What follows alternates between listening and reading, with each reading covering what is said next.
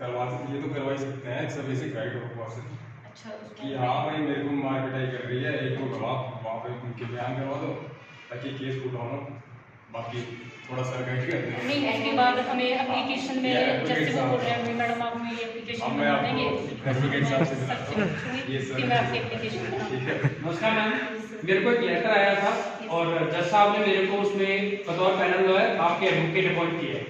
मुझे अपना बारे में बताएं क्या प्रॉब्लम आपको है, और प्लीज पहले मैं आपको ये बताना चाहता हूँ मैडम, यहाँ से लेकर मेरी एडवाइस से लेकर मेरे कागज बनाने का खर्चा, किसको बुलाना भी पड़ेगा, अखबार में निकालना पड़ेगा, जब तक मैं आपको असली में जो आप चाहते नहीं दिलाता, और अपील भी करना पड़े, ये सब सरकार मेरे को जज साहब देते हैं, आप मुझे एक पैसा नहीं देंगे। आप बताइए मैडम आपकी प्रॉब्लम क्या है, थोड़ा जोर का बोले।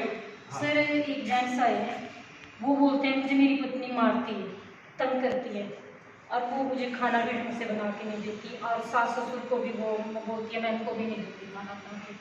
तो क्या मैडम आप मेरी क्या मैं उसकी क्या हेल्प कर सकती हूँ, कैसे उसकी एप्लीकेशन बना सकती हूँ? बहुत अच्छा आपने प्रश्न पूछा, क्योंकि ज्यादातर लोग यही समझते हैं कि कानून में मर्दों के लिए या पतियों के लिए कोई कानून ही नहीं। जैसा हमारे जज साहब ने बताया, बिल्कुल ठीक बताया। सबसे पहले तो अगर कोई फिजिकल क्रूएल्टी है, मारा जाता है, पत्नी ही आपको मार रही है, तो बिल्कुल एक आम सिटीजन की तरह आप एफआईआर दर्ज करवा सकते हैं, यानी कि पुलिस के पास जा सकते हैं। लेकिन 323 क्योंकि एक नॉन कॉग्निजेबल अपराध है, जिसका ये मतलब होता है जब तक आप कंप्लेंट नहीं करेंगे बतौर पति तब तक एफआईआर दर्ज नहीं होगा, बल्कि उसमें कंप्लेंट होगा। तो वो पुलिस वाले भी मना कर देते हैं कई बार, तो आप सोचोगे पुलिस वाले गलत है, नहीं। 323 का अपराध यानी कि जो नॉर्मल मारपीट पत्नी करती है, तो दांत तो नहीं तोड़ दिया पत्नी ने, केवल मारा है थप्पड़ थप्पड़, ये 323 कहलाता है। और ये नॉन कॉग्निजेबल होने के कारण पुलिस वाले आपको नियरेस्ट मजिस्ट्रेट साहब के पास भेजते हैं। लेकिन क्योंकि अब आपका मैटर जज साहब ने मुझे वकील किया है, तो मैं इसमें एक कंप्लेंट दर्ज करवाऊंगा जज साहब के आगे, सेक्शन 200 सीआरपीसी में। उस कंप्लेंट में आपके बयान लिखे जाएंगे, ठीक है, कि मेरी पत्नी मेरे को मारती है, ठीक है। और उसके बाद जज साहब अगर उसको सही पाएंगे, और नहीं तो जज साहब गांव के प्रधान से भी इंक्वायरी करा सकते हैं, क्योंकि वो ज्यादा अच्छे स्टेज में है। उस इंक्वायरी के बाद जज साहब जो है अगर सही पाते हैं तो आपके पत्नी को कोर्ट में बुलाया जाएगा।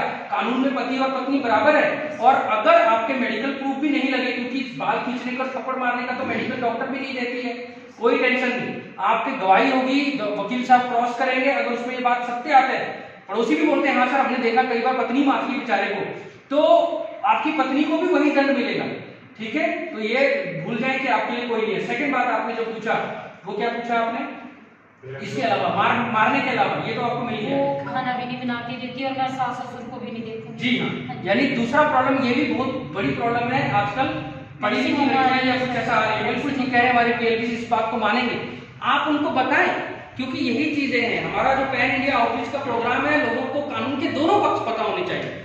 शादी करने के बाद पत्नी और पति दोनों के कुछ राइट्स इकट्ठे हो जाते हैं, और ड्यूटीज, जिसको कंजुगल राइट्स भी कहते हैं और कोहैबिटेशन राइट भी कहते हैं और मैट्रिमोनियल राइट्स भी कहते हैं। ये सारे राइट्स हैं, इसका मतलब ये इन्फोर्सिएबल, और इन्फोर्सिएबल का मतलब है हिंदू मैरिज एक्ट के अंदर ये बात साफ लिखी गई है कि पत्नी के द्वारा पति को खाना ना देना, माँ बाप को खाना ना देना, यानी नेग्लेक्ट करना, अपने आप में डिवोर्स का ग्राउंड है, मेंटल क्रूएलिटी कहा जाता है। थप्पड़ थप्पड़ मारना फिजिकल क्रूएलिटी, और ये सेक्शन 13 में पति उसके खिलाफ डिवोर्स ले सकता है। यहाँ तक कि वो अपने ससुर को भी मारती है, ससुर को भी मारती है, ससुर का इंडिपेंडेंट राइट है, वो डिवोर्स एक्ट में तो नहीं मिलेगा, क्योंकि ससुर डिवोर्स नहीं ले सकता। लेकिन जो मैंने पहले वाली प्रक्रिया बताई थी, अगर आप चाहेंगे तो ससुर भी मेरे पास आए, मैं उनका कंप्लेंट जज साहब के आगे रखूंगा, और जज साहब फिर समन करके उनको सजा देंगे।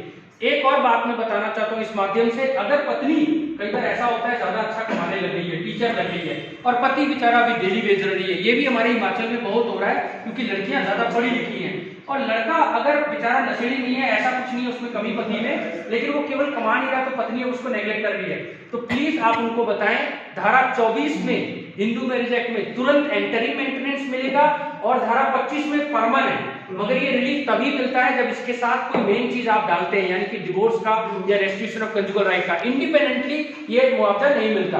हाँ, ये बात अलग है, डोमेस्टिक वायलेंस एक्ट में केवल औरतों को बेनिफिट दिया गया है, और इसके लिए संविधान में ही लिख दिया गया 15 का 3 और 39 का ई एंड एफ एंड 46 औरतों के लिए अलग से कानून बनाया जा सकता है, पतियों को डोमेस्टिक वायलेंस एक्ट में कोई बेनिफिट नहीं है। ये बात भी सही है कि सीआरपीसी में चैप्टर 9 में 125 जो हम कहते हैं उसमें भी केवल और केवल पत्नी और बच्चों को तो रखा गया, बुजुर्गों को, लेकिन पति को नहीं।